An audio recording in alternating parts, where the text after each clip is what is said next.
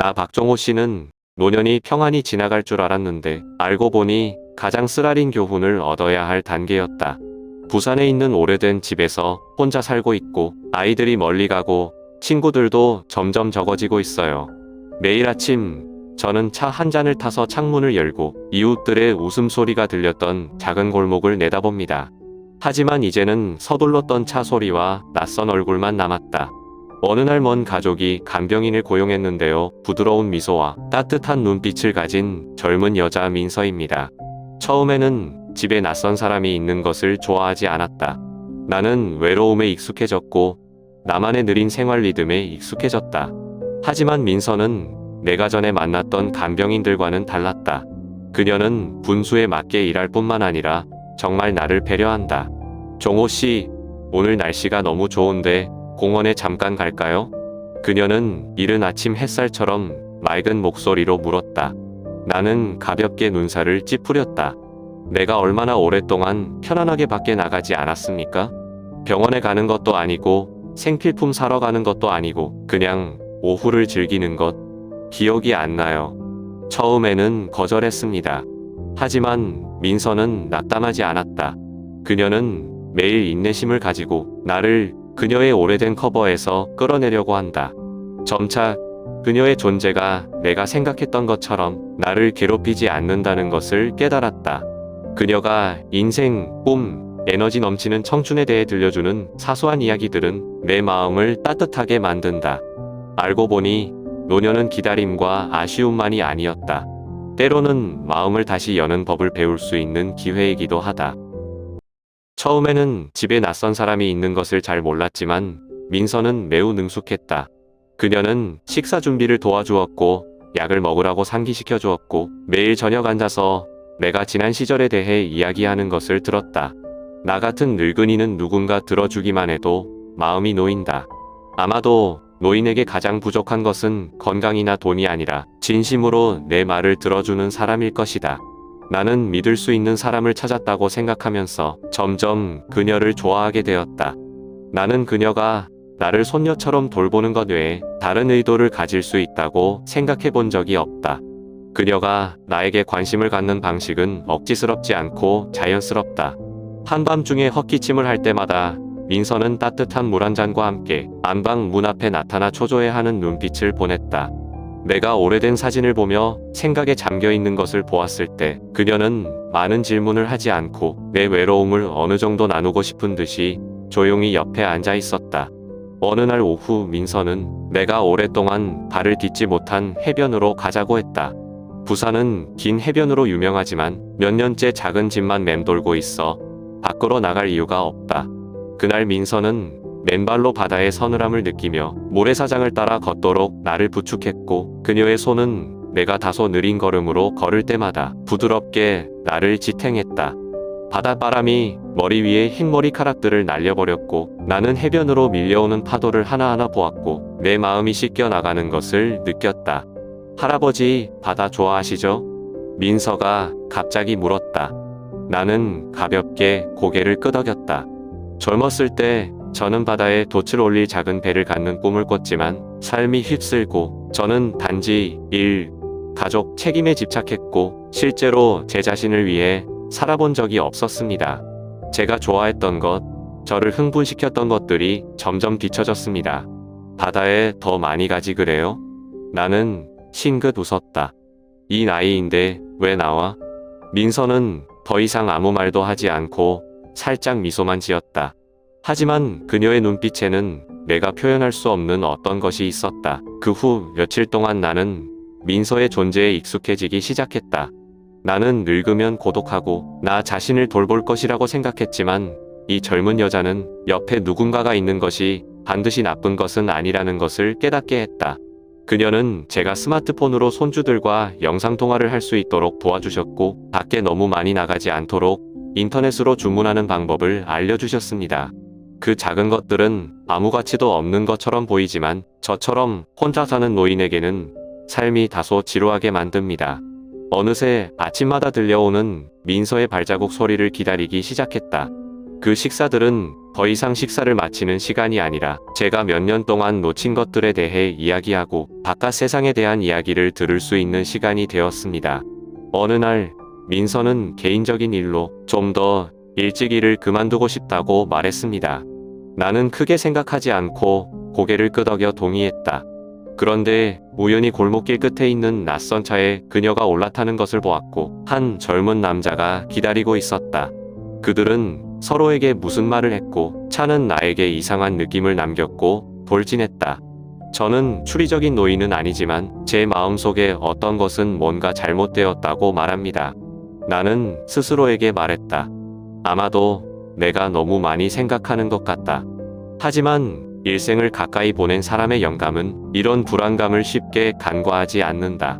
그리고 제가 맞았어요. 어느 날 민서가 내 재산에 대해 묻기 시작했다. 그녀는 교묘하게 내가 미리 계획을 세우지 않으면 나중에 매우 곤란해질 것이라고 노년에 대해 말했다. 그녀는 뉴스에 나오는 이야기들, 옆에 아무도 없는 노인들에 대한 이야기들, 그리고 나서 죽으면 재산은 정부나 낯선 이들의 손에 넘어간다. 그녀는 나를 진심으로 생각하는 듯 걱정스러운 눈빛을 보내며 배려하는 어조로 말했다. 나는 조금도 의심하지 않고 재산, 집, 그리고 저축한 돈에 대해 모두 말했다.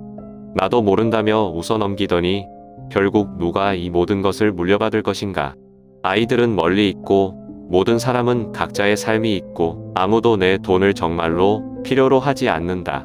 그 말을 듣고 민서는 더 이상 아무 말도 하지 않고 조용히 고개를 끄덕였을 뿐 그때 눈치채지 못한 묘한 빛을 띠었다. 그러던 어느 날 밤 우연히 민서 씨의 전화 통화를 듣게 되었습니다. 그녀는 발코니에 서서 목소리는 작았지만 내가 문을 닫은 채 들릴 정도였다. 아니요, 아직 안 됐어요. 계정 비밀번호에 대해서 아직 정확히 말씀 안 해주셨는데 그런데 통장에 대해서 알고 있었어요. 침묵의 시간. 그를 조금 더 믿게 만들면 돼. 가능하다면 지금 당장 주택 소유권 이전증을 만들도록 설득하는 것이 최선이다. 혼자 사는데 아무도 신경 안 써. 저는 어안이 벙벙해요. 한마디 한마디가 내 마음을 칼로 찌르는 것 같았다. 나는 숨을 죽이고 감히 움직이지 못하고 내가 소리를 내면 민서가 내가 도청하고 있다는 것을 눈치챌까봐 두려웠다. 나는 내가 잘못 들은 것 같다고 스스로에게 말했고 그녀가 다른 사람에 대해 이야기하고 있는 것 같다고 말했다. 아니, 어떻게 착각할 수 있겠어요? 통장, 주택 소유권과 같은 단어들은 분명히 나에 대해 말하고 있다. 나는 마음이 축 처졌다.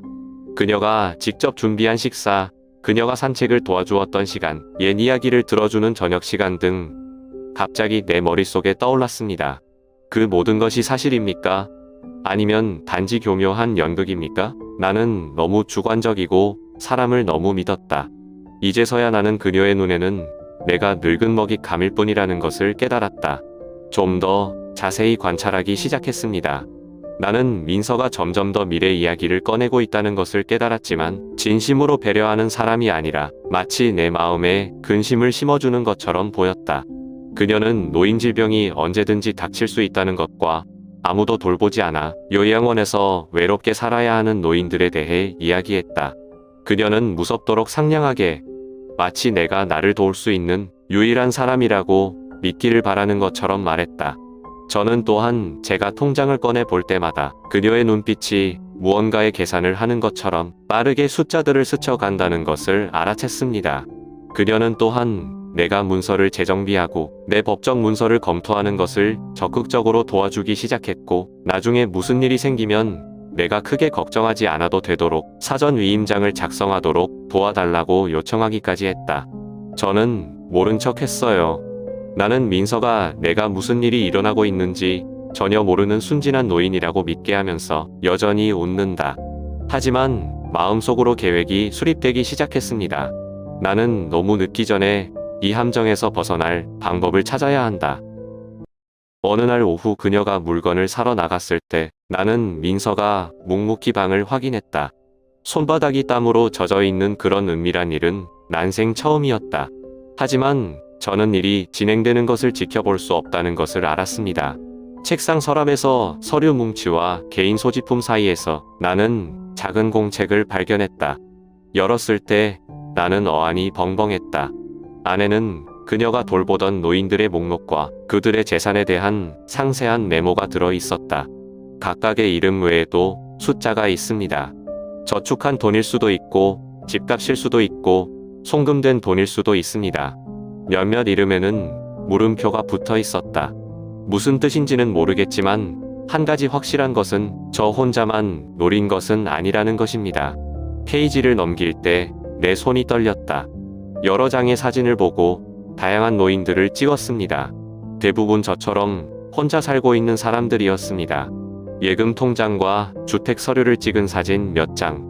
나는 위가 욱신욱신거리는 것을 느꼈다.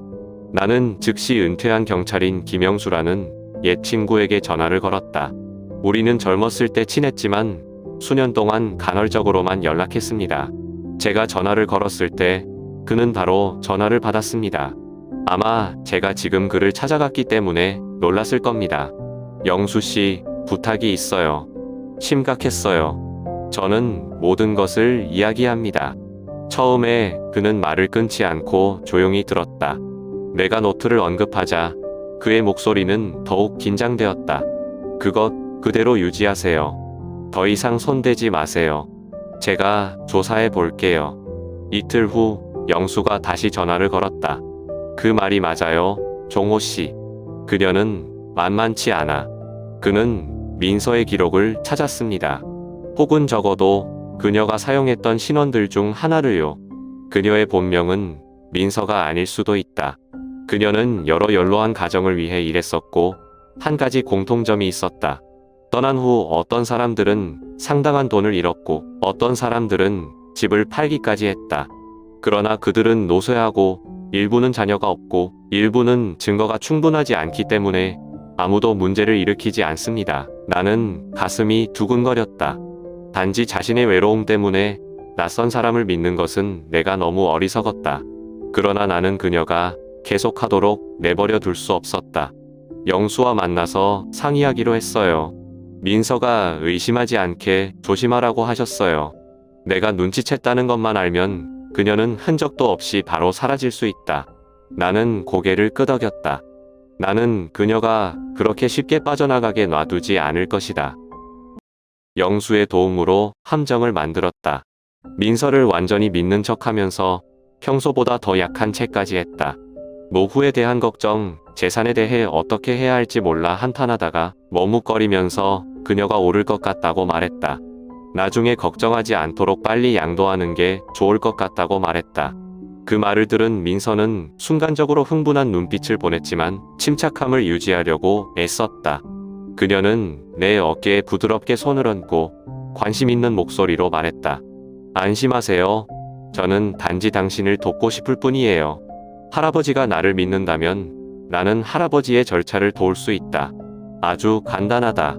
나는 마음의 긴장을 감추려고 애쓰며 고개를 끄덕였다.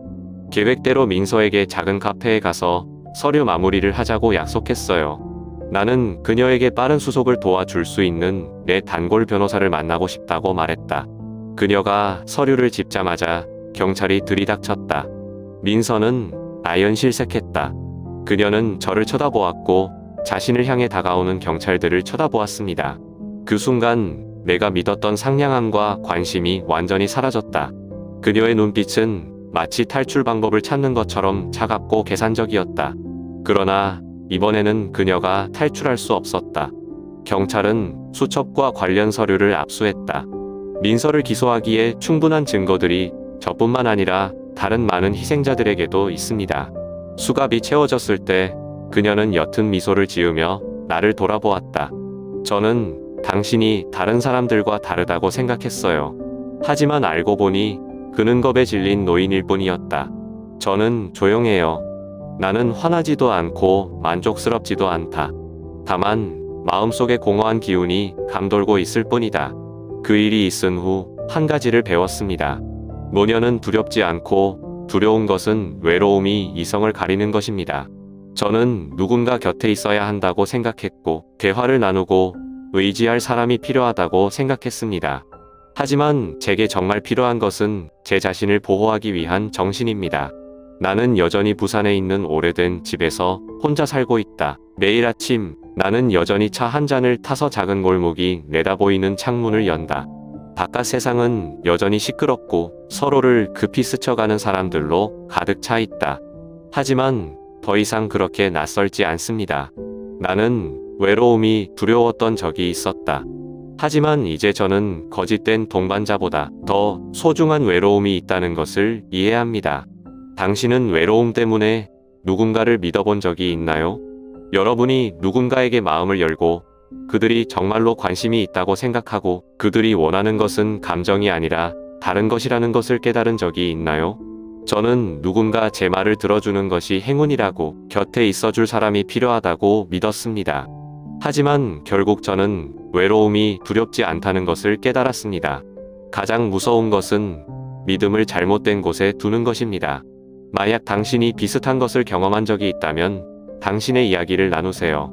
때때로 우리가 가장 신뢰하는 것은 우리에게 가장 큰 상처를 줄 수 있는 것이기 때문입니다.